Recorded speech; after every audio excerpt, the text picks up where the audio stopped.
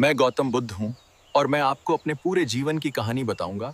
बौद्ध धर्म का विस्तार कैसे हुआ और बौद्ध धर्म कैसे समाप्त हुआ। महात्मा बुद्ध का जन्म 563 ईसा पूर्व में कपिलवस्तु में हुआ था।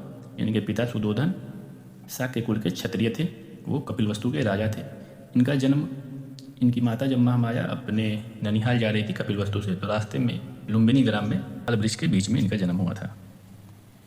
हालांकि जन्म के 7 दिन बाद इनकी माता की मृत्यु हो गई, तो इनका पालन पोषण जो उसी थी प्रजापति गौतमी ने किया था। एक कहानी यहाँ पे चलता है, आप लोगों ने भी सुना होगा कि जब इनका जन्म हुआ उस समय कुछ ब्राह्मणों ने बताया कि या तो ये बहुत अच्छे राजा बनेंगे या फिर ये सन्यासी बन जाएंगे, जिस कारण इनके पिताजी ने इनको पूरे जीवन भर ऐशो आराम से पाला।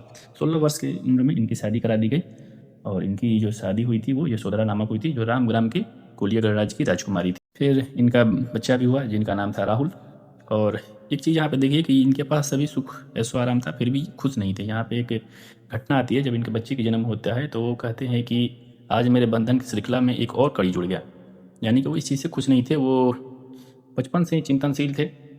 एक दिन ऐसा कहा जाता है कि जब वो अपने राज्य का भ्रमण कर रहे थे तो उन्होंने 4 दृश्य देखा, जिसमें एक वृद्ध को देखा, एक अपाहिज को देखा, एक लाश को देखा और एक सन्यासी को देखा। कि सन्यासी बहुत खुश है सांसारिक बंधन से दूर होकर। फिर उन्होंने संन्यास लेने का सोचा। इसके बाद यहाँ पे एक और कहानी आता है जिसको डीडी कोसाम्बी कहते हैं कि शाक्य और जो कोलिया गणराज्य था उसको लेकर, रोहिणी नदी को लेकर उनके बीच में झगड़ा हो रहा था और सिद्धार्थ को हमला करने के लिए उनके पिता सुधोधन ने कहा था, लेकिन सिद्धार्थ ने मना कर दिया था। इस डर से वो घर छोड़ के भाग गए कि पिता उनको घर से निकाल देंगे। हालांकि ये कहानी सच नहीं है, पर ये भी कहानी है। फिर जब वो वहाँ से निकल वैशाली में गए और वैशाली में गुरु थे अलार कलाम, ठीक है, जिससे उन्होंने सांख्य दर्शन को सीखा, ठीक है। फिर आगे रुद्रक राम पुत्र भी उनको मिले।